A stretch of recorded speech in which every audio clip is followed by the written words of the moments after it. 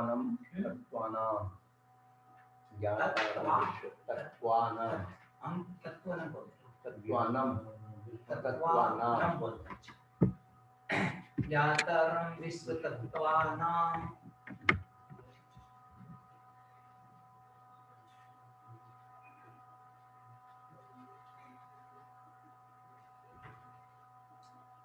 धर्मानुरागी भव्यात्माओं, ये तत्वार सूत्र उमा स्वामी आचार्य द्वारा विरचित और पूज्यपाद आचार्य द्वारा तत्वार्थ वृत्ति नाम की जो टीका है, उस टीका का पूरा नाम जो है सर्वार्थ सिद्धि, जो सभी अर्थों की सिद्धि करने वाली। हमारे जीवन में 4 पुरुषार्थ हैं। पुरुषार्थ को यह अर्थ का क्या पुरुषार्थ को ही अर्थ का, तो सब पुरुषार्थों की सिद्धि, सब कितने पुरुषार्थ 4। तो इसके अध्याय करने से, पढ़ने से, सुनने से क्या मिलेगा हमें? धर्म पुरुषार्थ, अर्थ पुरुषार्थ, काम पुरुषार्थ, मोक्ष पुरुषार्थ, इन चारों पुरुषार्थों की सिद्धि एक ग्रंथ से होगी। जैसे आपके पास पैसे हों तो आप कोई भी चीज को, अपने जीवन उपयोगी वस्तु को खरीद सकते हैं। इसी प्रकार से पुण्य का पैसा जिसके पास है वह हर प्रकार की वस्तु को खरीद सकता है। लेकिन पुण्य भी चारों पुरुषार्थ से कमाया जाता है। पुण्य कमाने के रास्ते चारों हैं। धर्म पुरुषार्थ से भी पुण्य होता है, अर्थ पुरुषार्थ से भी पुण्य होता है। यदि आप न्याय नीति से पैसा कमाते हैं तो वह पुण्य ही है। आप रिश्वत नहीं खाते तो पुण्य ही है। अन्याय नीति से नहीं कमाना या न्याय नीति के द्वारा कमाना पुण्य है। इसलिए शुभ लाभ लिखते हैं आप लोग तिजोरी पर, खाते बही पर क्या लिखते हैं? शुभ लाभ। इसलिए लिखते हैं कि अशुभ यानी पाप का आगमन नहीं हो। तो अर्थ पुरुषार्थ भी क्या पुण्य के उस पर आता है। और काम पुरुषार्थ, तो आप अपनी धर्म पत्नी के साथ काम सेवन करते हैं तो भी पुण्य होता है। बोलिए आप, उसको भी ब्रह्मचर्य कहा है। एक देश ब्रह्मचर्य कहा है, क्योंकि उस पत्नी को आप क्या कहते हो? धर्म पत्नी। वो धर्म निभाने वाली होती है। और मोक्ष पुरुषार्थ तो है ही। लेकिन लोग उल्टा काम करना शुरू कर दिए। सब चीजों में पाप पाप पाप पाप को छोड़ दिया, और जिसमें वास्तव में पाप होता उसको पकड़ लिया।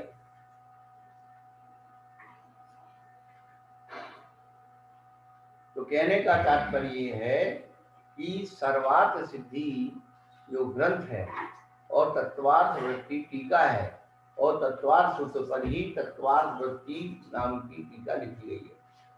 ये प्रारंभिक जानकारियां हम सभी को होना चाहिए।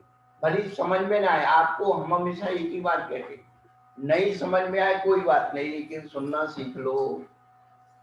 सुनोगे तो समझोगे। याद नहीं हो कोई बात नहीं, पढ़ना सीखो, सुनना सीखो। पढ़ने सुनने से धीरे धीरे धीरे धीरे मेमोरी कार्ड बढ़ता है। आज सुनाए, फिर कभी द्वारा किसी ने दोहराया, और ये बात हमारी सुनी थी, हमें याद नहीं रही, आपने बताई द्वारा याद हो गई। द्वारा किसी ने बताई, नहीं याद हुई, कोई बात नहीं, तीसरे ने बताई, अरे वो 2 महाराज ने बताई थी। इस प्रकार से वो क्या हो जाए, मल्टीप्लाई होता चला जाएगा। तो अपना घाटा कुछ नहीं है। हमें केवल बैठ के सुनना है। हम शुरू सबसे एक ही बात कहते, अखाड़े में पड़े रहोगे पहलवान बन जाओगे, और पहलवान नहीं भी बन पाए तो पहलवान कहलाओगे। तो अपना घाटा क्या हो रहा है? टीवी देखेंगे, ये करेंगे, वो करेंगे, बीवी से झगड़ा करेंगे, बच्चों से वो करेंगे, उनकी पंचायत करेंगे, राग देश विषय कसाई की वस्तु में लगे, इसमें कोई घाटा नहीं है। एक बात भी आत्महित की अंदर पड़ गई, एक बात भी, एक अक्षर भी समझ में आ गया, एक अक्षर का भी अज्ञान कम हो गया, तो अपने कल्याण का मार्ग खुलने वाला है। हमें अपने कल्याण का मार्ग कैसे खोलना है, ये सूचना है। हमने आज तक अपने कल्याण का मार्ग खोला नहीं है, और वो तभी खुलेगा जब हमारे जीवन में जिज्ञासा होगी। कैसी जिज्ञासा? कश्चित भव्या, ये पूज्यपाद आचार्य ने जो भूमिका बांधी, कोई भव्य जीवात्मा, अरे अपने आप को भव्य तो बनाओ। देखो भव्य की परिभाषा इसी में लिखी है कि जो आत्महित के बारे में सोचता है वही भव्य है। क्या कोई पूछे कि भव्य किसे कहते हैं, तो अलग से कुछ नहीं कहना, जो आत्महित के बारे में सोचे उसी का नाम भव्य है। और विषय कसाय के पापों के हित के बारे में सोच रहा है वही अभव्य है। कितनी सुंदर परिभाषा अपने आप बन गई, किसी को बनाना नहीं पड़ी। शकुंतला जी,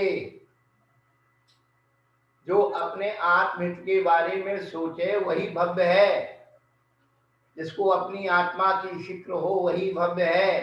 किसी से पूछने नहीं जाना महाराज हम भव्य हैं कि अभव्य हैं। अरे भव्य अभव्य होना तेरे हाथ में है, मेरे हाथ में थोड़ी, मैं थोड़ी बना दूंगा है। तू अपनी आत्मा के हित के बारे में सोच रहे तो भव्य हो गया, नहीं सोचा तो अभव्य की केटगिरी में पड़ा रहेगा। ये तो स्वाभाविक है कि अभव्य कभी भव्य नहीं बनेगा, भव्य कभी अभव्य नहीं बनेगा। लेकिन भव्यता की पहचान इतनी सी है कि जो आत्महित के बारे में सोचता है वो भव्य है, और जिसको कोई फिक्र नहीं है, भोगों के हित के बारे में सोचता है वो अभव्य। तो यहाँ पर पूज्यपाद आचार्य भगवान ने जो भूमिका बांधी है वो ही सबसे ज्यादा महत्वपूर्ण है।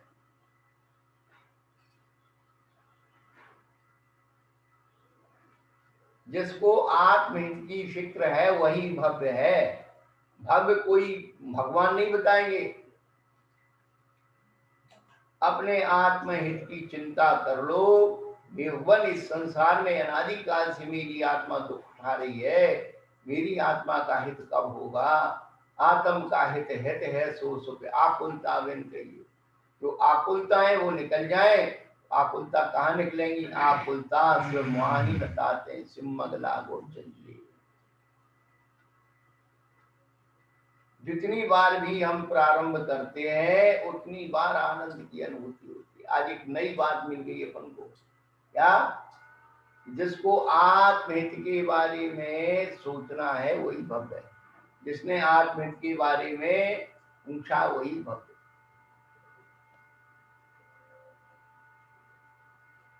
हमें आत्महित की फिक्र नहीं है तो अपन अभव्य की कैटेगरी में ही पड़े रहेंगे। और आत्महित का मार्ग बतलाने वाले हमारे आचार्य कितनी विशेषताएं हैं, क्या बात! पूछने वाले की विशेषता है और बताने वाले की विशेषता है, दोनों बातें हैं।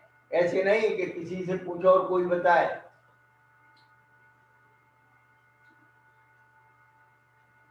तो आत्महित बताने वाले हमारे आचार्य भगवान युक्ति आगम कुशला पर हित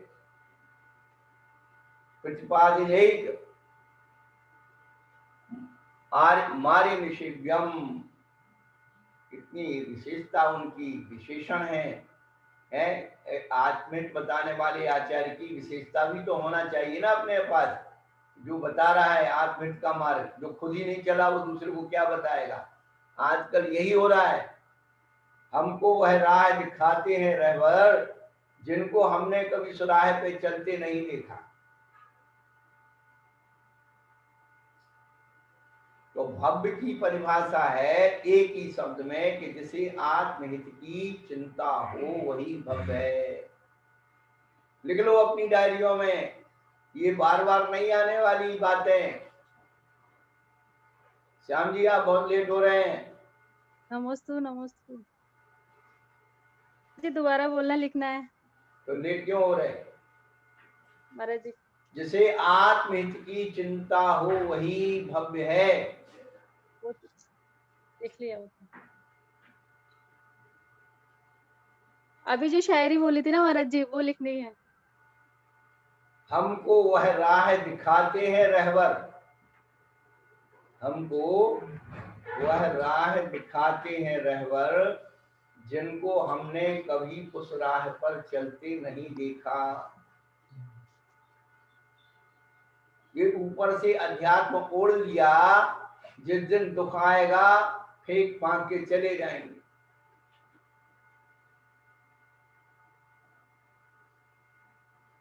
ऊपर का अध्यात्म ओढ़ लिया है, आध्यात्मिक ऊपर के बन गए हैं। वास्तव में आत्महितैषी व्यक्ति कौन होता है? जो उपसर्ग और परिश्रम से डरता नहीं है, उसका मुकाबला करता है।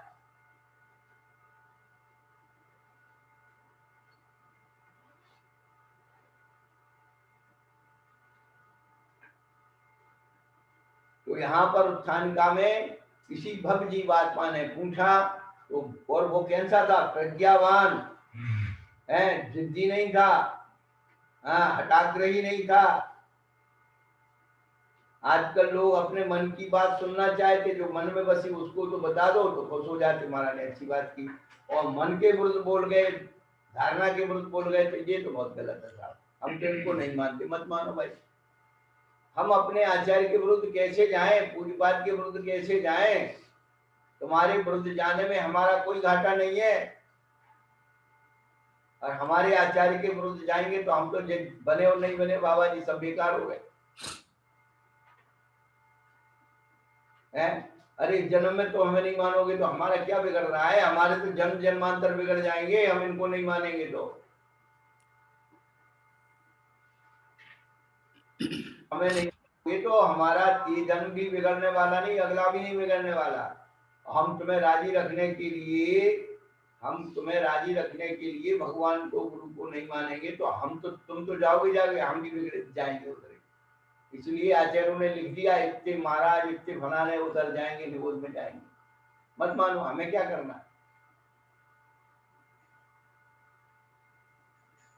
लोगों को हमारी चिंता है कि वो नरक में जा रहे, वो ऐसा कर रहे, वो नरक में जा रहे। भैया हम जा रहे तो हम तुम्हें तो नहीं बुला रहे कि तुम भी हमारे साथ आ जाओ।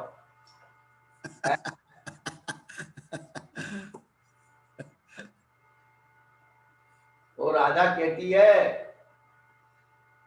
कृष्ण चले वैकुंठ को, राधा पकड़ी बाएं, अरे यहाँ तमाकू खाए लो, वहां तमाकू ना है।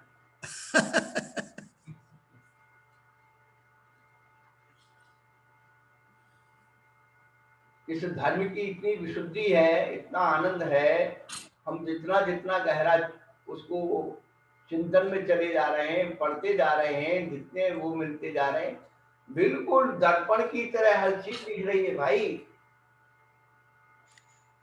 अब अंधे को तो वैसे ही कहते फूटी आंख नहीं सुहाग। अरे फूटी आंख से तो वैसे नहीं दिखता है। लोग कहते हैं, लोग कहावत वही हो तो हमें फूटी आंख भी नहीं देखना चाहिए। फूटी आंख में तो वैसे ही नहीं दिखता भाई, फूटी आंख क्या दिखेगा? तो कुछ लोग अच्छाई को फूटी आंख भी नहीं देखना चाहते। फूटी आंख में तो वैसे ही नहीं दिख रहा। फूटी आंख विवेक की कहाँ करे जगदीश। और विवेक का मतलब है ज्ञान का अनुपात। अनवस्था दोष में जाएंगे सो ही बेकार हो जाएंगे। तो कल जो है प्रारंभ के दिनों से अपन लोग सर्वार्थ सिद्धि ग्रंथ को सुन रहे हैं। उन्होंने भूमिका बांधी, किसी भव्य जीवात्मा ने प्रश्न किया और आचार्य भगवान ने उसको उत्तर दिया एक शब्द में, मोक्ष। तो प्रभु उसका स्वरूप और क्या है, उसकी प्राप्ति का उपाय बताइए। तो आचार्य भगवान ने पहले मोक्ष का स्वरूप बताया, फिर उसकी प्राप्ति का उपाय तो आगे बताने वाले हैं। लेकिन मोक्ष का स्वरूप को मानने वाले लोग कौन कौन से हैं? अरे आप अब ये बताइए कि धर्म में विवाद आज से ही नहीं, अनादिकाल से है। धर्म के स्वरूप में, मोक्ष के स्वरूप में भी लोग विवाद करने वाले, अपने आप को तीर्थंकर भगवान मानने वाले लोग।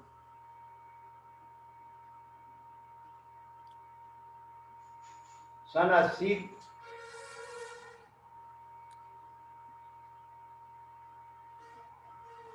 की बात है, जब घर छोड़ने वाले थे, 81 में छोड़ा। तो उस समय एक दार्शनिक था, उसने बताया था कि भारत देश पूरे अभी जो है देश में लगभग 300 भगवान है, लेटेस्ट भगवान, जो अपने आप को भगवान घोषित कर रखे। अभी भी रोज एक नया भगवान पैदा हो जाता है।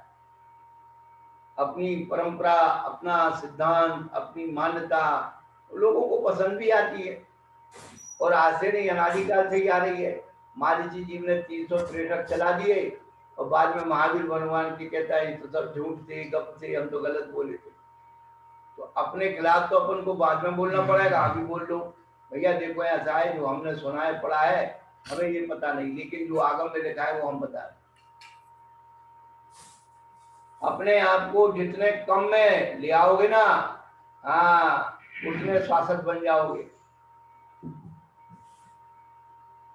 और ये मान्यता करने वाले लोग तो रोज बदल जाएंगे। हाँ, हम बार बार बोलते हैं कि जहाँ देखेंगे भरी परात वही नाचेंगे सारी रात। जरा सा कहीं और चमत्कार मिल गया तो वहां चले जाएंगे, वहां मिल गया तो उनको छोड़ के हम चले जाएंगे। अब वो गए जमाने, अब तो आदमी जैसे तलाक देता है, बीवी को तलाक दिया, दूसरी कर ली, दूसरी को तीसरी कर ली है, और औरतें भी करती है, आदमी को छोड़ा दूसरा कर लिया, दूसरा छोड़ा तीसरा कर लिया। न भोगों में तृप्ति है, न धर्म में तृप्ति है, सब बदल रहे रोज रोज रोज रोज। सती स्त्री को तो अपने भाग से जो स्वीकार कर लिया, मैना सुंदरी जैसा, भैया हम तो सेवा कर रहे हैं और हमारे भाग से जो होगा।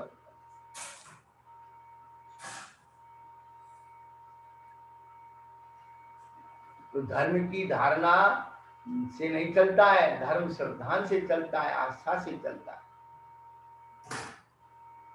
लोगों ने मान्यता और धारणा को धर्म बना लिया, पंथ और संत को धर्म बना लिया। नहीं भैया, आगम ही पंथ है। आचार्यों की विशिष्ट वाणी ही हमारा कल्याण कर सकती है।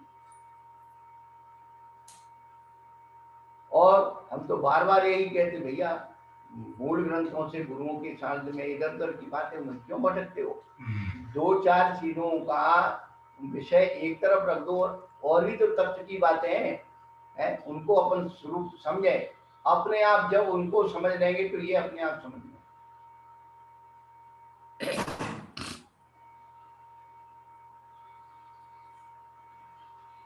दोपहर में द्रव्य संग्रह में आचार्य भगवान का स्वरूप बता रहे, उसमें कितनी अच्छी बात आई। शिथिलाचार का मतलब क्या है? पंचाचार की भावनाओं में नहीं रहना ही शिथिलाचार। ज्ञानाचार, दर्शनाचार, चारित्राचार, तपाचार, वीर्याचार, इसका पालन नहीं करना ही शिथिलाचार है। यदि हम दर्शनाचार का पालन करते हैं, हमारी आत्मा में दृढ़ता है। बार बार कह रहे, सम्यक दर्शन को करने के लिए सहनन की जरूरत नहीं है, श्रद्धान की जरूरत। चार्ट को पालन करने में तो सहनन की जरूरत है। किसी को सर्दी की सहन होती है, किसी की गर्मी सहन होती है, तो इसीलिए यदि कुछ चार्ट में कमी भी रह जाए तो चल जाएगा, लेकिन दृढ़ता में कमी रही तो नहीं चलेगा। ध्यान रखना।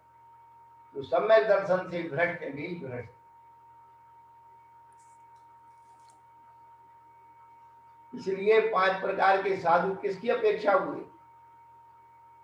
उपचार की, श्रद्धान की अपेक्षा कम नहीं है, श्रद्धान सबका एक साथ, लेकिन चरणालयों की अपेक्षा उनमें भेद।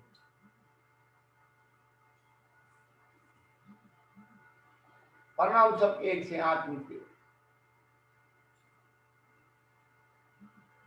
लेकिन किसी ने कोई वस्तु रख ली है, किसी ने थोड़ी कसाई कर दी, ये सब आगम में लिखा है। बकुस मुनि के 6 लेशा हो जाती है।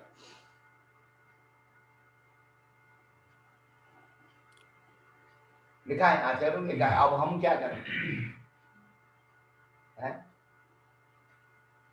श्रावकों ने तो उतनी बात पढ़ी है कि साधु ऐसा होना चाहिए, आंख बंद करे बैठा हुआ हो। ठीक है भैया, जहां तुम्हें अच्छी मिल जाए वहां चले जाओ।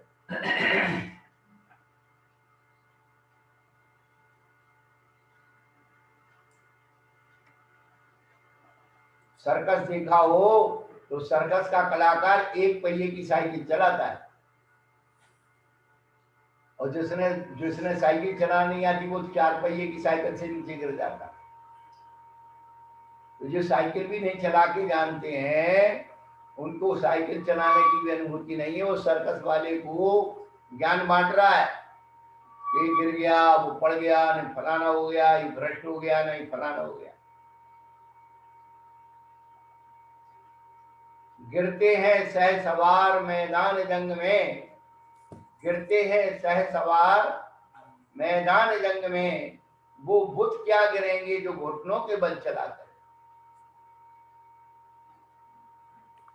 गिरते हैं सह सवार मैदान जंग में, वो बुत क्या गिरेंगे जो घुटनों के बल चलाकर।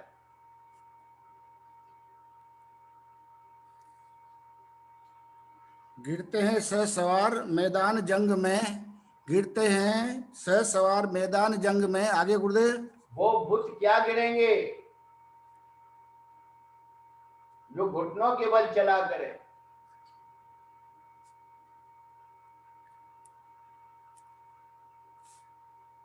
चारित्र मोहिनी इतनी खतरनाक नहीं है जितनी दर्शन मोहिनी है। और दर्शन मोहिनी जिसने मार दी वो इतना दृढ़ हो जाता है, ढीठ नहीं होता है। हमने बार बार कहते हैं, ढीठ होना मिथ्या दृष्टि ढीठ होता है और सम्यक दृष्टि दृढ़ होता है। सवार मैदान जंग में वो बुत क्या गिरेंगे जो घुटनों के बल चला करे। जो घुटनों के संग चला।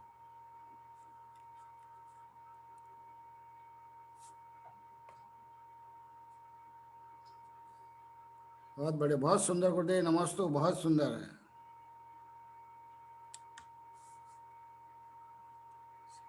तो चारित्रधारी की आलोचना कर देना बहुत आसान है। जिनके रात्रि भोजन सप्तव्यसनों का त्याग नहीं है, और उसका त्याग नहीं है, वो ये ऐसे होना चाहिए। भैया हाँ ठीक है, तो अपना घर संभाल ले, बीवी संभाल ले, बच्चे संभाल ले, व्यापार संभाल ले, फिर तू यहाँ ना उपदेश देना।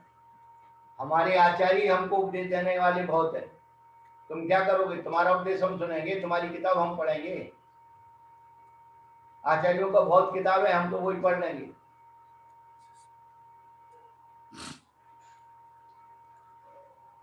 तो ये भूमिका में जो इतनी अच्छी भूमिका आचार्य भगवान ने बांधी कि मोक्ष का स्वरूप और उसकी प्राप्ति का उपाय।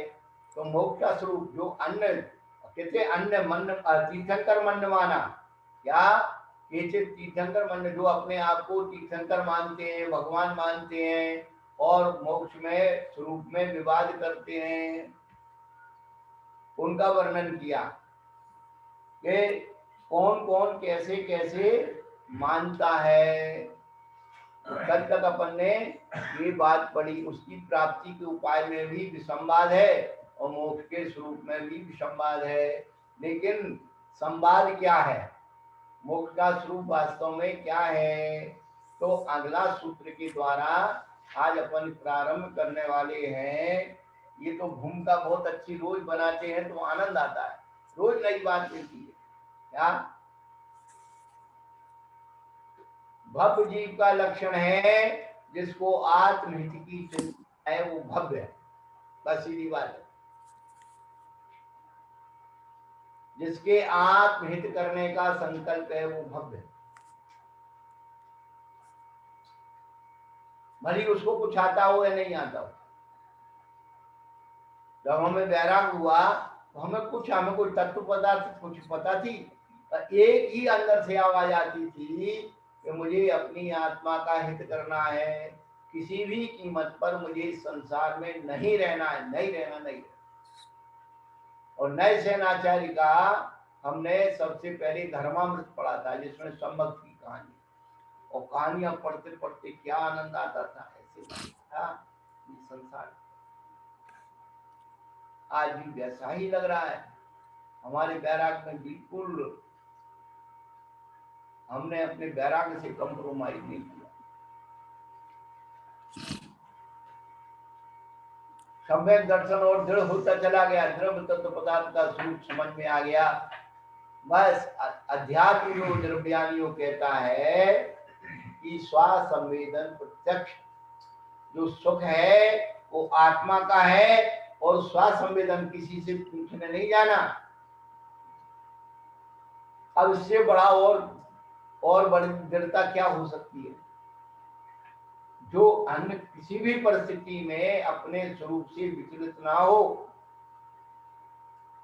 कोई बुरा कहो या अच्छा, लक्ष्मी आवे आ जावे, लाखों वर्षों तक जीऊं या मृत्यु आज ही आ जावे, अथवा कोई कैसा भी भय या लालच देने आवे, तो भी न्याय मार्ग से मेरा कभी न पथ निकले। इतनी दृढ़ता होना चाहिए।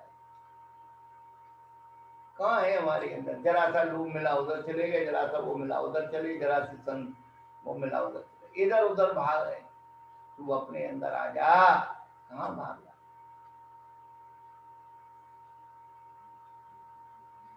गुरुदेव नमस्तु, गुरुदेव नमस्तु।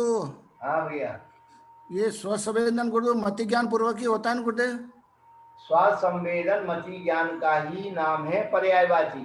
हाँ, नमस्तु भगवान, नमस्तु। भैया, हाँ, जब ये इंद्रियां और मन हाँ, विषयों से विरक्त हो जाते हैं तो क्या काम बचता है उसका? इंद्रिय मन तो निकल नहीं जाएंगे, शरीर से बाहर नहीं फिर जाएंगे। हाँ, पर उससे प्रवृत्ति छूट जाएगी उससे।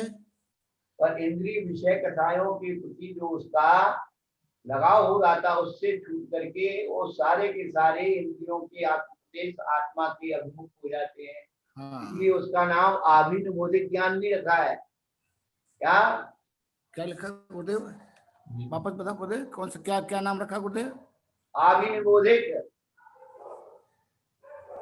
मति स्मृति संज्ञा चिंता विनिबोध।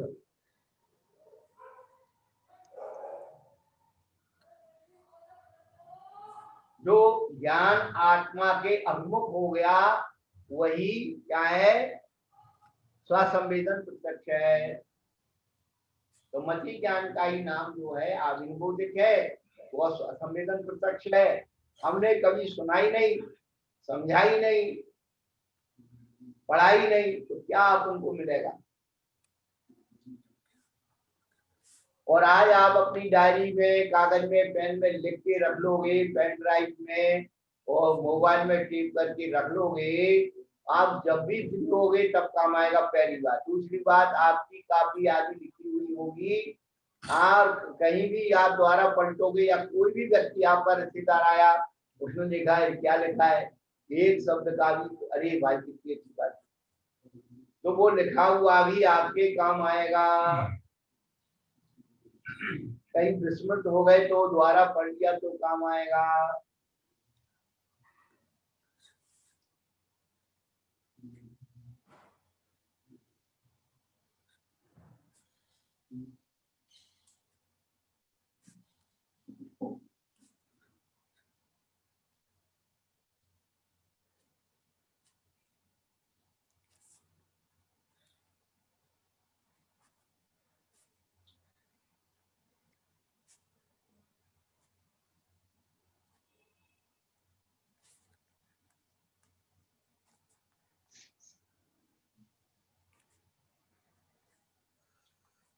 किम तरही, क्या प्रश्न हुआ, क्या कि उस प्राप्ति का उपाय क्या है? ये तो बता दिया उन्होंने।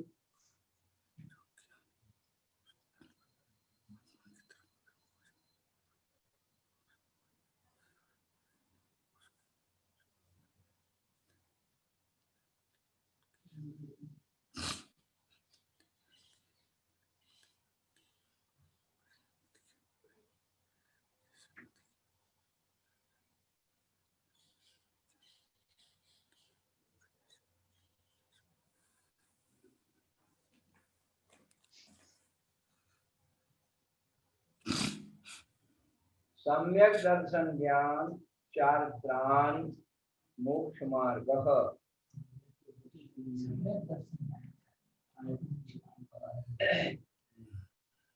पढ़िए स्वामी जी संस्कृत।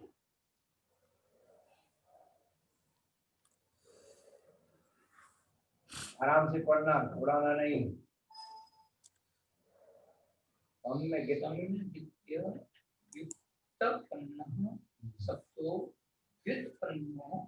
हाँ, सम्यक अर्थ जो है दो प्रकार से है, अव्युत्पन्न और अर्थात गौणिक चलाया हुआ, और व्युत्पन्न यानी व्याकरण शुद्ध। कोई शब्द जो है दो प्रकार से बन सकते हैं। क्या?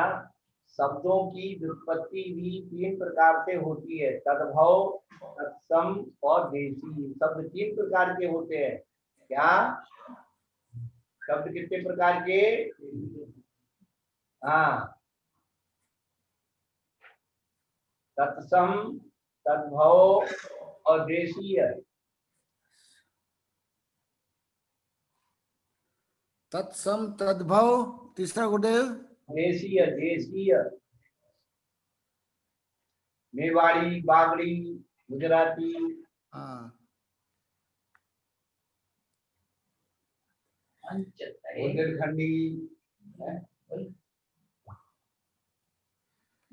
मतलब स्थानीय, देसी मतलब स्थानीय, स्थानीय हो गए गुरुदेव, लोकल, लोकल लैंग्वेज, स्थानीय। हाँ। चावल को भाटू कहते हैं, चोखा कहते हैं, चोर कहते हैं, अलग अलग एक ही शब्द है, लेकिन अलग अलग देशों में अलग अलग बोला जाता है।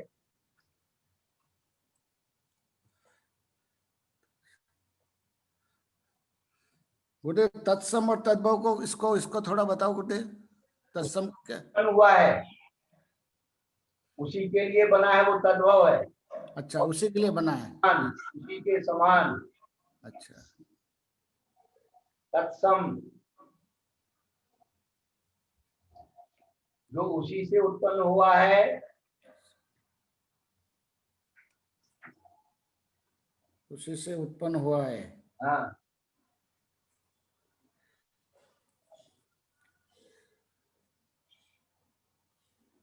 तो यहाँ पर सम्यक शब्द 2 प्रकार से है, एक रूढ़िक है, चला आ रहा है, और दूसरा व्याकरण सिद्ध है, व्याकरण से बना है। पढ़ो, अब व्याकरण से कैसे बना वो बता रहे हैं।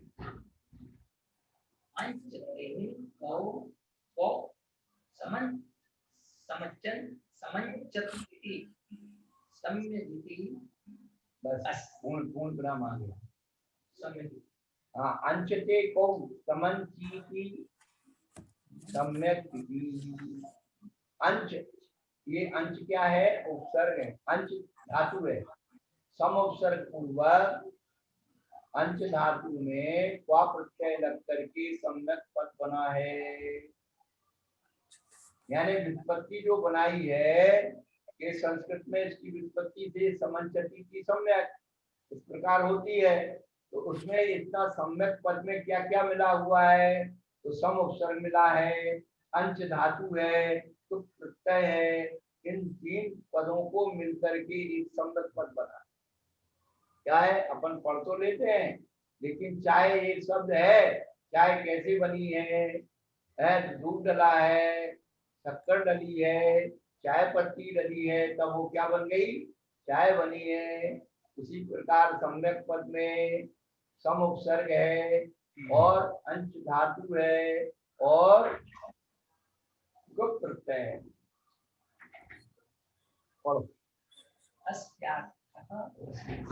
हाँ, अब रूढ़ी शब्द जो है वो क्या प्रशंसा अर्थ में आता है? प्रकृति में इसका प्रशंसा भी होता है।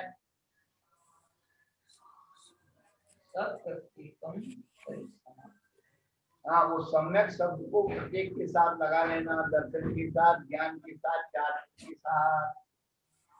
सम्यक दर्शनम, सम्यक ज्ञानम, सम्यक चारित्र। हाँ, सम्यक दर्शन, सम्यक ज्ञान और सम्यक चारित्र, सम्यक शब्दों में लगा दिया। एतेषा स्वरूपम विधानतश्च पुरस्ताद्विस्तरेण निर्देशयामः। हाँ, बहुत अच्छा, देखो कितनी बढ़िया बात कह रहे। अपन ने उसको प्रत्येक के साथ लगा लिया। एतेषां स्वरूप लक्षण तो विधानतश्च पुरस्ताद् विस्तरेण निर्देशयामः। इनके जो भी चीजें हैं इनको क्या कहेंगे? लक्षण और भेद के साथ इनका स्वरूप विस्तार से आगे कहेंगे। स्वरूप भेद और स्वामी भेद से बताएंगे। अभी जो यहाँ पर बताया जा रहा है बहुत अच्छी बात बताई जा रही है।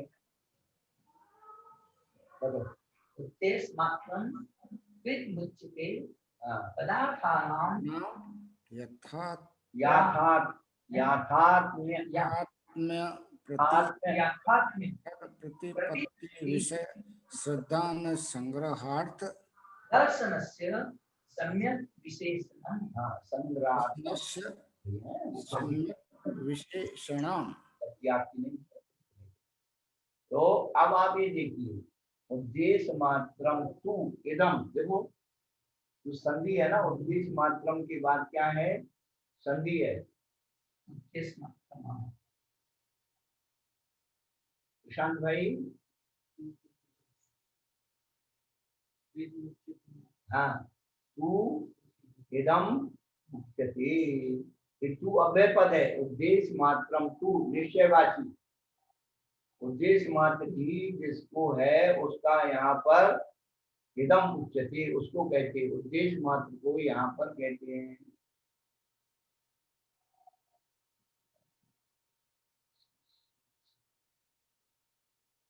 यहाँ पर नाम मात्र जो उद्देश्य है उसको ही यहाँ बता रहे हैं। अभी उसके स्वरूप को तो आगे बताएंगे।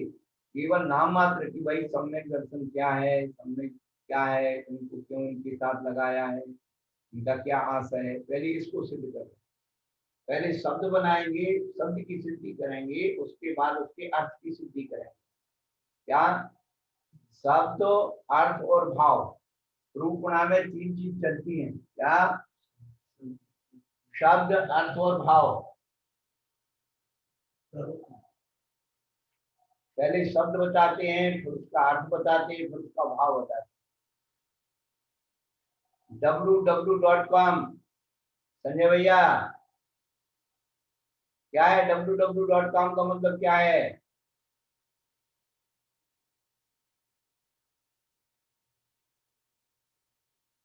आवाज नहीं आ रही। संजय कानपुर, माइक चालू करो, माइक माइक खोलो, माइक। आप लोग पढ़े लिखे हैं भाई, आप लोग। महाराज जी, www.com का मतलब क्या है?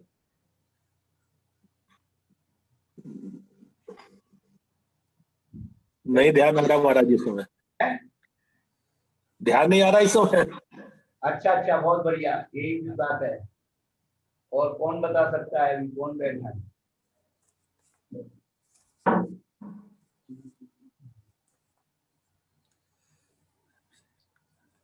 श्याम जी बताएंगे। गुरुदेव तो वेबसाइट के लिए लगाते हैं गुरुदेव, वेबसाइट खोलने के लिए पहले www.com लगाते हैं गुरुदेव। .com का फुल फॉर्म क्या है? फुल फॉर्म पूछ रहा हूँ।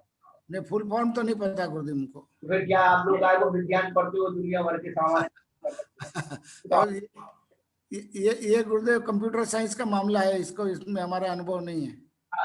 जानना नहीं चाहिए, आपका कोटा पूछ ले तो आप क्या बताओ। हाँ, नमस्ते महाराज जी। नहीं बता रहे। अब आगे सुधा जी बताएंगे महाराज जी। सुधा जी www.com का मतलब होता है वर्ल्ड वाइड वेब। तुमने नकल कर ली है। कहाँ से महाराज जी? नकल कर ली, नकल। कहाँ से? हमें क्या पता, तुम बैठे हो, उनका हमारा नंबर आने वाला तो भूल दो। महाराज जी मैं तो बहुत दूर थी, वहां से सुन के भागी हूँ अर्थ बताने के लिए। जैन जी ने बहुत बढ़िया बताया, वर्ल्ड वाइड वेब जी, परंतु वास्तव में उसका अर्थ क्या है? वर्ल्ड वाइड वेब की तुम्हारी विज्ञान की भाषा है। वर्ल्ड वाइड यदि उसकी फीलिंग पैदा करो तो क्या है मालूम है जी? यार वाट वे, कहाँ लिखा है, क्या लिखा है और क्यों लिखा है? क्या वेयर वाट वे, कहाँ लिखा है, क्या लिखा है और क्यों लिखा है? समझ में आया? वो तो आपकी विज्ञान की परिभाषा है कि वर्ल्ड वाइड वेब, वो तो वैज्ञानिकों ने बनाई, लेकिन अमित सागर महाराज ने उस पर रिसर्च किया तो यही उत्तर आया कि कहाँ लिखा है, क्या लिखा है और क्यों लिखा है। वेयर व्हाट वे,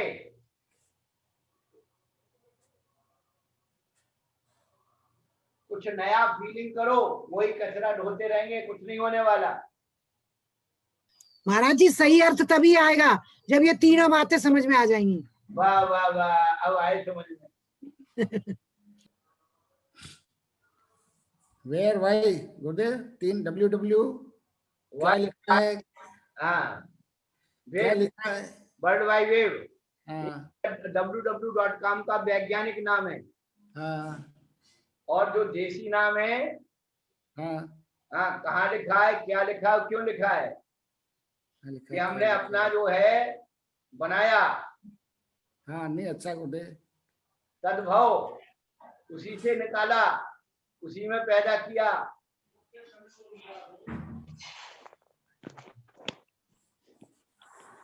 ये बड़ी अनुभूति की चीजें हैं।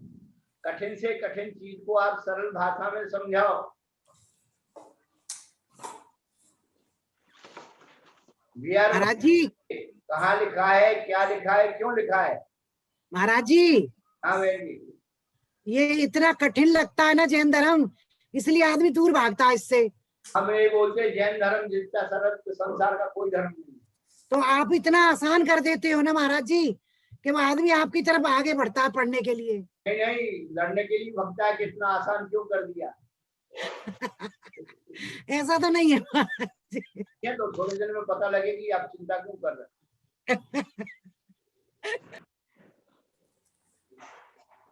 हम आपको एक घटना बताते हैं। दार्शनिक ने एक बात कही थी कि जब जूते का आविष्कार नहीं हुआ था तो हुआ ये, एक राजा बगीचे में घूमने गया, उसे कांटा चुभ गया। कांटा चुभ गया तो सभा लगी, साहब राजा कहीं भी जाए कांटा नहीं चुभना चाहिए। तो मंत्री लोग थे, उन्होंने कहा एक काम करो, पूरे बगीचे को झड़वा दो, साफ करवा दो, राजा कहीं भी घूमे कांटा नहीं लगे। तो जब उसको बगीचे को, बहुत बड़ा बगीचा था कई किलोमीटर में, अब सब झड़वाया। आवाज इसकी, किसी की आवाज क्या हो रही है? तो झड़वाया पुछवाया तो धूल के बमंडल उठने लगे। तो उसने कहा अरे धूल उड़ रही है, लोगों को जो है तो खांसी जुकाम होना शुरू हो गया। तो उसने कहा पानी डलवा दो, तो कीचड़ हो गई। अब वो समस्या का समाधान हो नहीं रहा। एक व्यक्ति ने अपनी अकल लगाई और जूते बनाए, जूते, और कहा कि राजन आप इनको पहन के कहीं भी घूमोगे तो कांटे नहीं लगेंगे। तो जितने विद्वान थे ना वो सब खड़े हो गए कि इस आदमी ने सबका का समाधान कर दिया, इतने छोटे आदमी ने, और हम इतने बड़े बड़े ग्रंथ पढ़ करके जो है पढ़े थे, हम कुछ नहीं कर पाए, हमें तो ना कट जाएगी।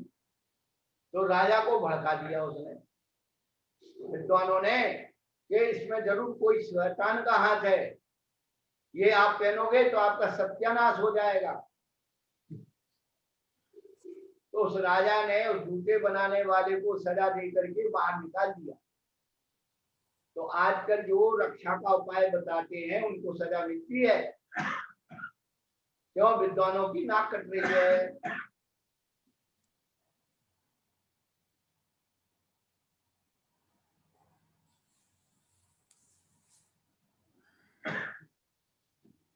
समझ में आया सुधा जी?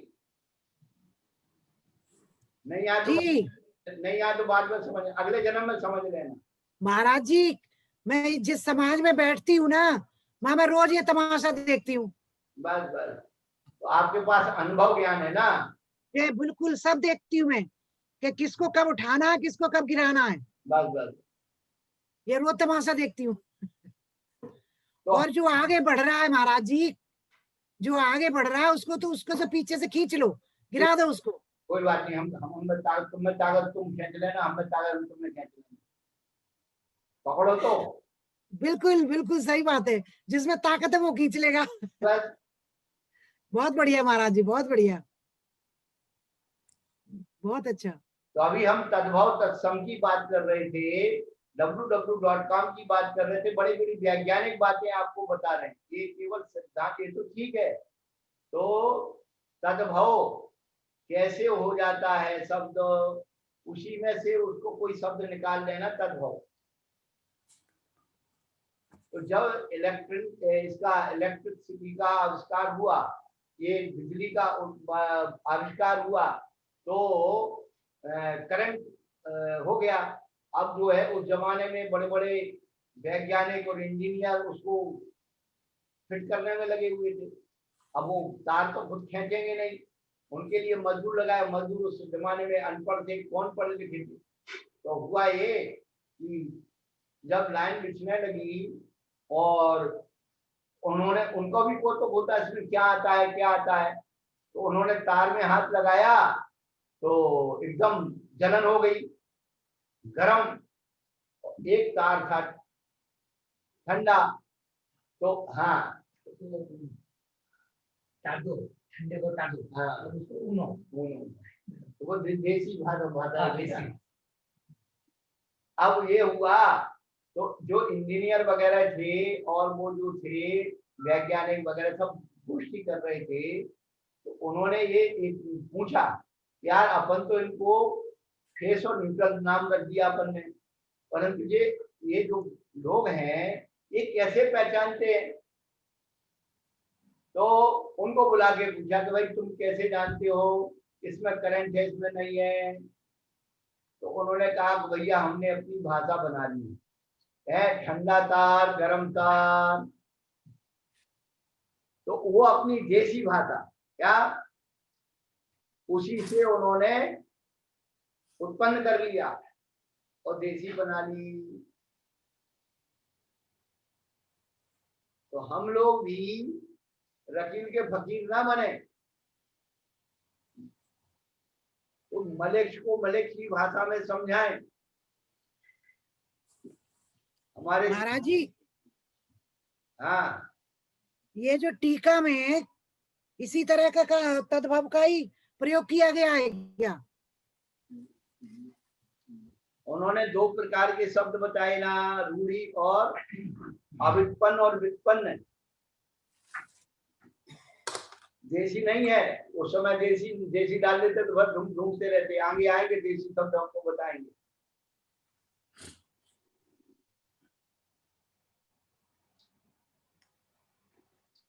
तो इसमें महाराज जी ये रूढ़ी को और व्याकरण मिला के इन्होंने नया शब्द इस्तेमाल किया, बनाया। नहीं नहीं नहीं नहीं, रूढ़ी शब्द तो सम्यक, रूढ़ी में चला रहा सम्यक यानी अच्छा जी तो सम्यक काम किया, अच्छा काम किया, प्रशंसा योग किया। जी और एक है व्याकरण से सिद्ध, अंश धातु को सम उपसर्ग पूरा अंश धातु को प्रत्यय लग करके सम्यक पद बना है।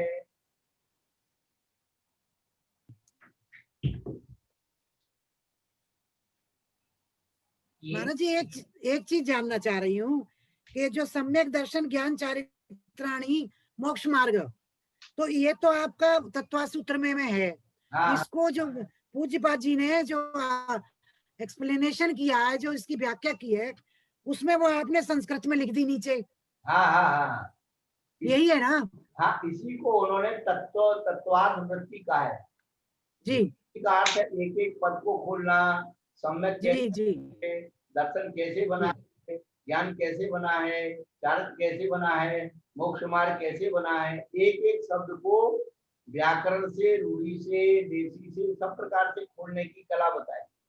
जी। तो पहले हम नहीं समझते थे टीका क्यों लिखी जाती है, अब समझ में आ गया कि टीका में क्या है। बहन जी यदि आपने इतना भी सीख लिया तो आपका कल्याण हो गया। तो मेरा कल्याण तो हो गया महाराज जी। अब हाँ मैं तो यहाँ पर रोज सुनती, इसी में मेरा कल्याण है। हाँ बिल्कुल सुनिश्चित। हमारे आचार्य भगवान बार बार तो कह रहे जो इसको पढ़ेगा, सुनेगा, लिखवा के बताएगा, सबका कल्याण है। करे करावे भावना भावे।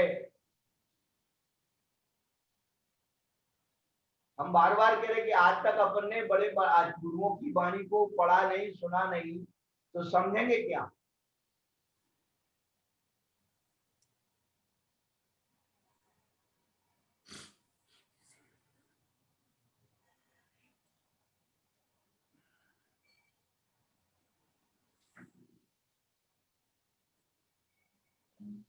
हाँ येन येन प्रकारेण जीवात्रः पदार्था व्यवस्थितास्तेन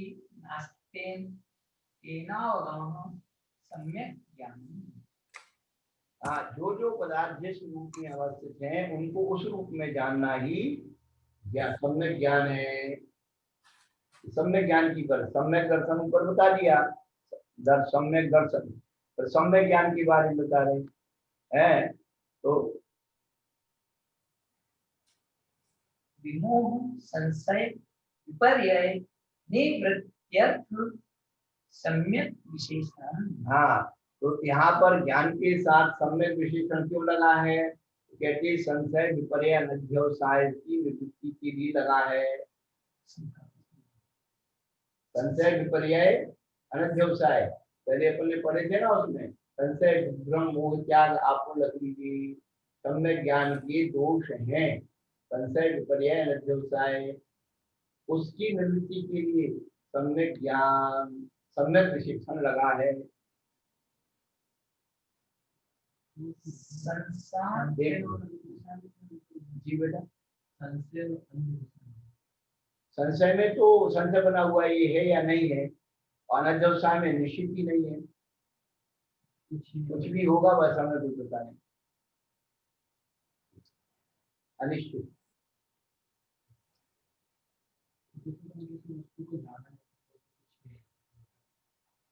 जैसे चलते चलते बहुत सारी चीजें पैर में ठकराती पर अपना उसमें उपयोग नहीं होता, कोई भी चीज का निश्चय नहीं होता, वो अलग।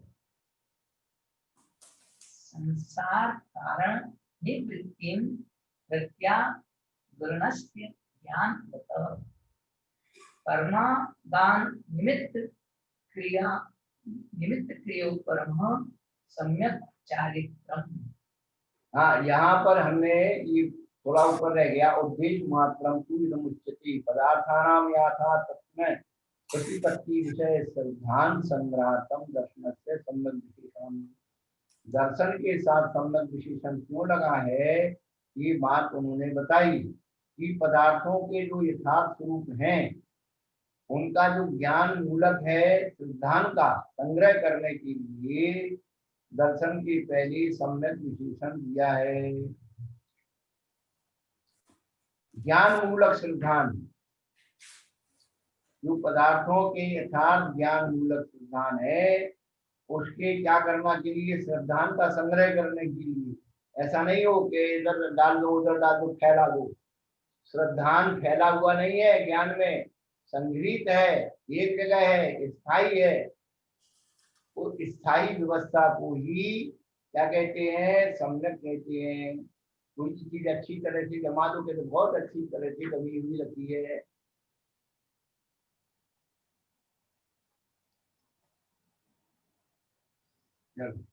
अज्ञान पूर्वकाचरण निवृत्त्यर्थ सम्यक विशेषण।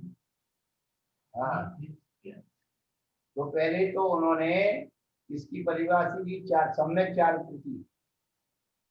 संसार कारण नित्यम प्रत्यागुण से ज्ञान बताहा कर्मादान निमित्त क्रियो परमा सम्यक चारित्रम। बहुत अच्छी परिभाषा है, ये निश्चय नहीं की परिभाषा है क्या।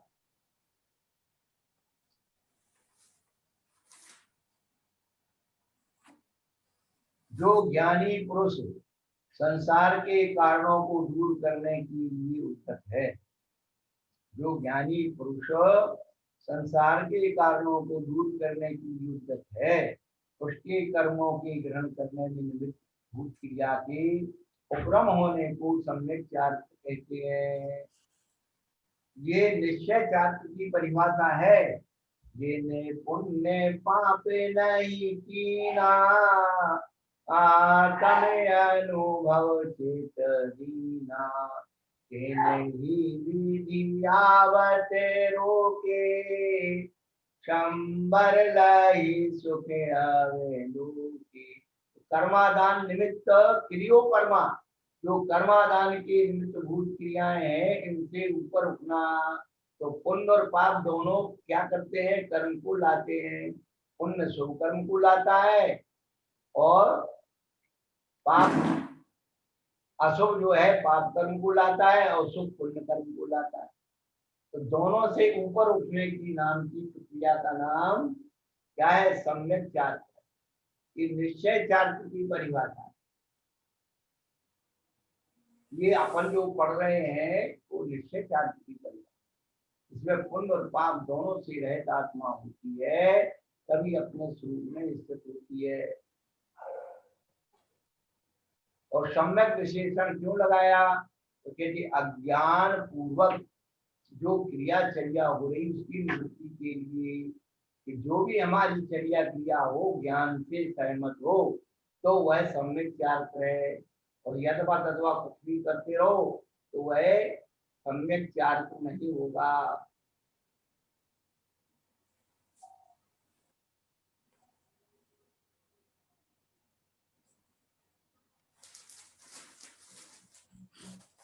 जी हाँ एक जगह मैंने पढ़ा था काफी दिन पहले कि जो एक व्यक्ति ने दीवार पे लिखा था कि दर्शन ज्ञान चारित्र, हाँ ये 3 शब्द लिख दिए। फिर वहां एक मुनि जी महाराज जी आए, कोई काफी दिन पहले पढ़ा, नाम याद नहीं आ रहा, उन्होंने तीनों के आगे सम्यक लगा दिया। हाँ तो सम्यक दर्शन, सम्यक ज्ञान, सम्यक चारित्र हो गया। बहुत बढ़िया बहुत बढ़िया। बहुत दिन पहले पढ़ा था महाराज जी मैंने। हाँ आपने बहुत दिन पहले पढ़ा था, हमने भी बहुत दिन पहले सुना था। जी सुनाने के बाद फिर पढ़ लिया और पढ़ने के बाद चिंतन कर लिया, समझ में आ गया, बात खत्म हो गई। तो अच्छा। वो हमने क्या प्रारंभ किया ना, तो हमने उसकी कहानी सुनाई नहीं।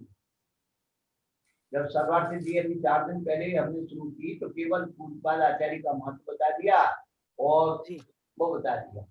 लेकिन उसकी जो कहानी है, रचना की कहानी, एक सदग्रस्त ने विचार किया कि मैं आत्महित के बारे में कुछ लिखूं।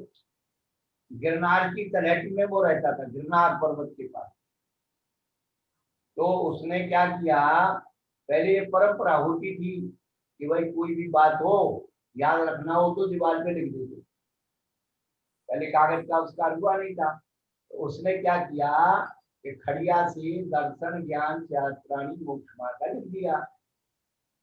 अब वो किसी आवश्यक कार्य से चला गया कहीं बाहर, यहाँ दिगंबर मुनिराज आए, उसके घर के लोगों ने पढ़ाया, आहार कराया। तो पहले जमाने में क्या, आहार कराने के बाद महाराज को थोड़ा बिठा देते थे, महाराज जी कुछ हमें आत्मा की बात बता दो। तो महाराज जैसे ही बैठे तो निगाह पड़ गई उनकी, इसमें दर्शन ज्ञान शास्त्राणी मोक्ष मार्ग लिखा है। तो आचार्य महाराज विचार करने लगे, भी दर्शन ज्ञान चार तो मिथ्या भी होते हैं, कौन से दर्शन ज्ञान चार तो मोक्ष के मार्ग हो जाएंगे? फिर झगड़ा हो जाएगा, वो कह रहा मेरा दर्शन ज्ञान चार तो मोक्ष का मार्ग हो गया मेरा। तो उन्होंने क्या किया, खड़िया से सम्यक पद आगे लगा दिया। अब सम्यक पद आगे लगा दिया, चला गया, गुरु महाराज चले गए।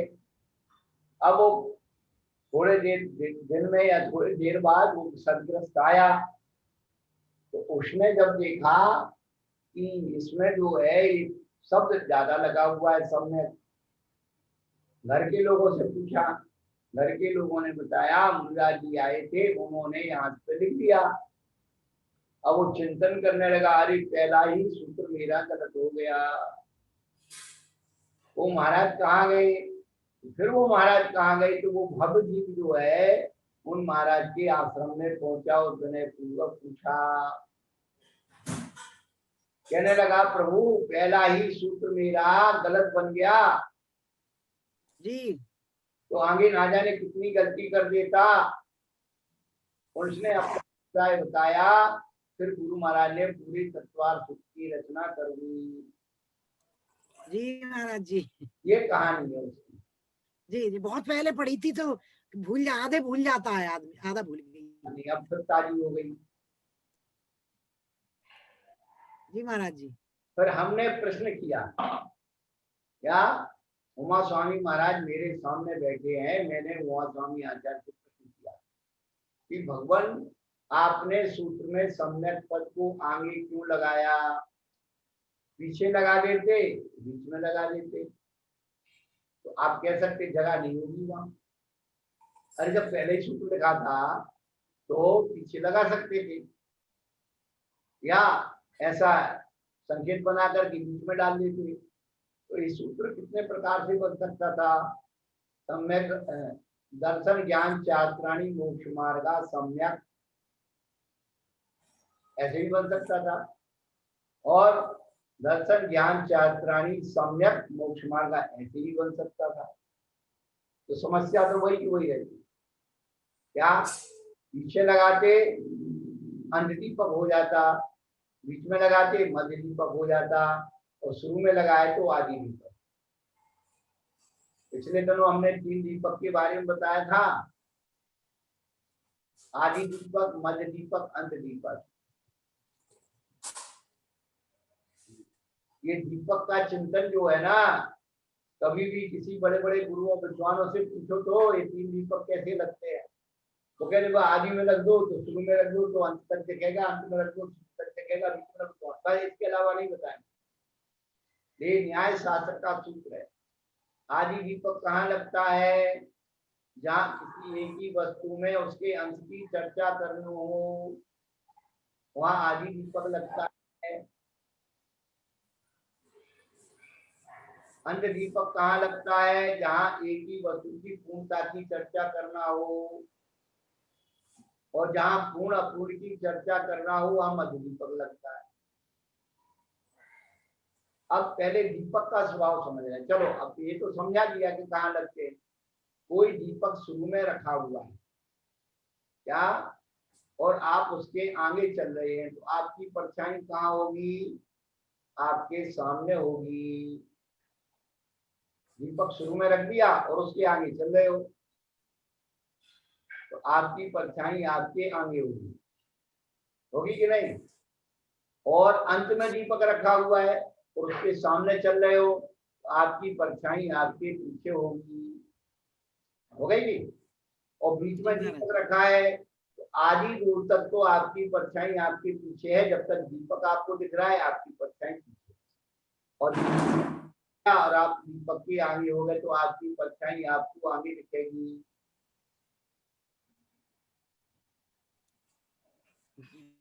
बिल्कुल सही बात है महाराज जी, बहुत बढ़िया है महाराज। बस पहले ये समझ लो। अब ऐसे ही अब उसको घटाना है। उन्होंने सम्यक पद को आदि दीपक बनाया। सम्यक दर्शन ज्ञान चात्राणी मोक्ष मार्गा। मतलब महाराज जी अगर दीपक आगे है तो वो तीनों का, जब तक तीनों चीजों को इकट्ठा करके नहीं करोगे तब तक आपका मोक्ष मार्ग नहीं मिलेगा। बहुत बढ़िया, बहुत बढ़िया। सम्यक दर्शन देखो बहन जी, सम्यक दर्शन बता रहे वही बात बता रहे। तो सम्यक दर्शन, सम्यक ज्ञान, सम्यक चार्थ तीनों अलग अलग हैं क्या? एक जगह रहते हुए भी अलग अलग हैं। इसलिए सम्यक दर्शन पूरा मोक्ष मार्ग नहीं है, मोक्ष मार्ग का एक अंग है। सम्यक दर्शन होते ज्ञान सम्यक हो जाता, बात अलग है, लेकिन चार्थ भजनी है, हो या नहीं हो। यदि एक ही मान लेंगे तो सम्यक दर्शन होते तीनों चीजें एक हो जाएंगी। जी। तो हमारे आचार्य न्याय दर्शन के कितने बड़े विशुद्धि थी कि उन्होंने आगे लगाया। तो आगे का शब्द तीनों को कवर कर रहा है। हाँ, जैसे अब तीनों को इकट्ठा कर रहा है। आप दूसरा उदाहरण दे रहे हैं, उत्तम क्षमा मार्दव आर्जव शौक्य संयम तपत्यागा किंचन ब्रह्मचर्याणि धर्मः। तो उत्तम शब्द कहाँ लगा? आगे लगा है क्या?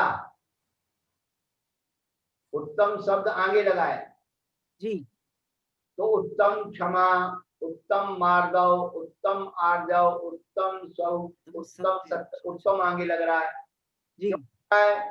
क्योंकि ये पूरे धर्म नहीं है।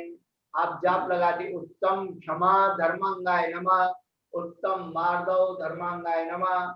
ये धर्म के अंग हैं, अंश हैं, नहीं है।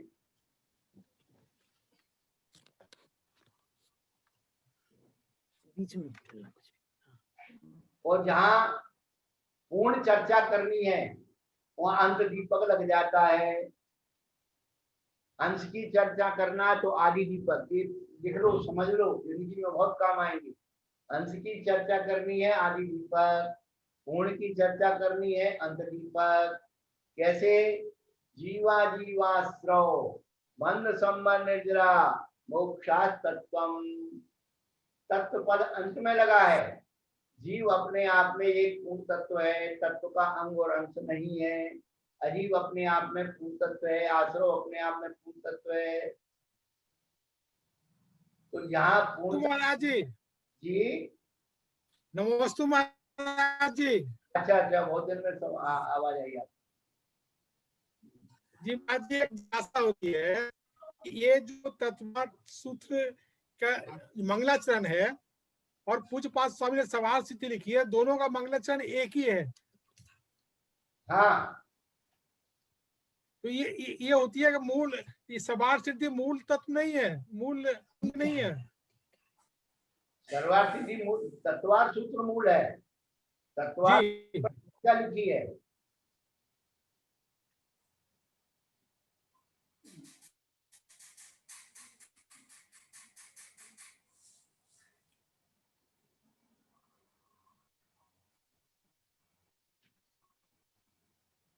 तो जहां पर पूर्णता की चर्चा करनी है वहां अंतदीपक लगता है, जहां अंश की चर्चा करना है वो आदि दीपक लगता है, जहां पूर्ण और अपूर्ण की चर्चा करनी हो वहां मध्य दीपक लगता है। अब कैसे लगेगा मध्य दीपक? तो तत्वार्थ सूत्र के दूसरे अध्याय का पहला सूत्र है, औषमेय छायकौ भावो निष्पत्य जीवस्य स्वतत्व मौदेक पार नाम है। तो जीवस्य स्वतत्व कहाँ लगा है? बीच में रखा है, पहले नहीं है। पहले औषमेय छायकौ है और मिश्र पद बनता है दोनों का, औषमय छायक का मिलकर के मिश्र बनता है। और बाद में दो पद है, औदेक और पारनामी। अब आगे के दो भाव हैं औषमेय को छायक, तो आगे के दो भाव में औषमिक भाव नष्ट हो जाता है, छायक भाव बचता है। और पीछे के दो भाव में औदिक और पारनामिक में औदिक भाव नष्ट हो जाता है और पारनामिक बचता है। इसीलिए जीवस स्वतत्व को मध्य दीपक बनाया।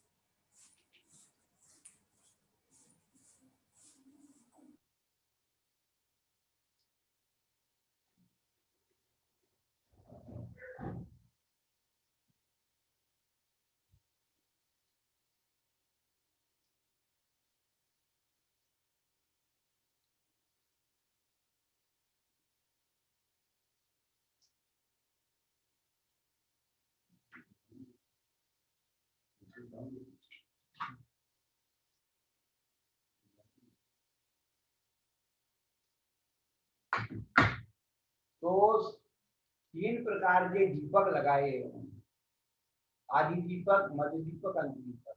यहाँ पर क्या किया उन्होंने? आदि दीपक बना करके और तीनों के साथ लगा दिया। लगेगा तो तीनों के साथ, लेकिन क्या विशेषता हो गई कि अंग और अंश हैं अपने आप में। ये मोक्ष मार्ग के क्या है? अंग और अंश हैं। सम्यक दर्शन अकेला मोक्ष मार्ग नहीं है, सम्यक ज्ञान अकेला मोक्ष मार्ग नहीं है, सम्यक चार्थ अकेला मोक्ष मार्ग नहीं है, दो मिलकर के मोक्ष मार्ग नहीं है। और हाँ,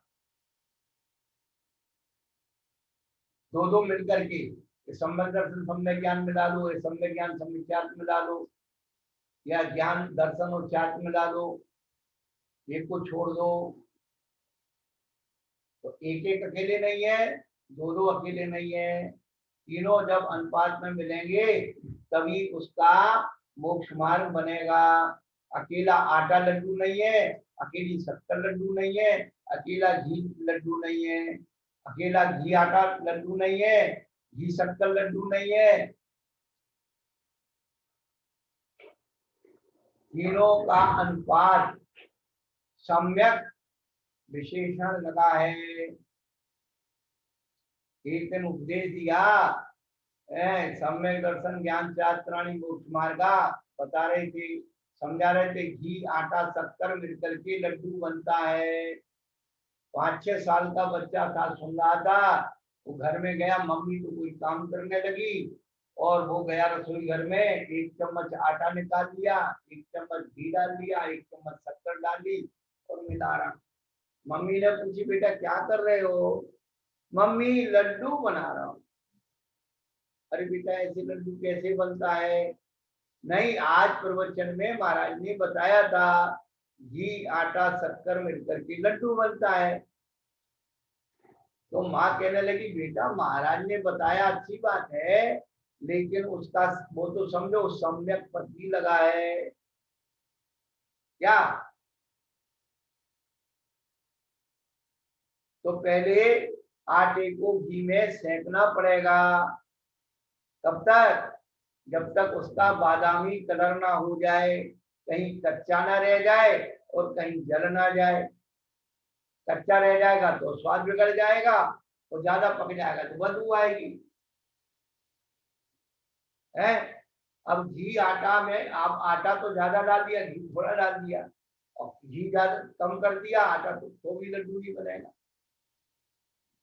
तो सम्यक विशेषण जो लगा है वो अनुपात के लिए लगा है। समीचीनतया आप काम करिए।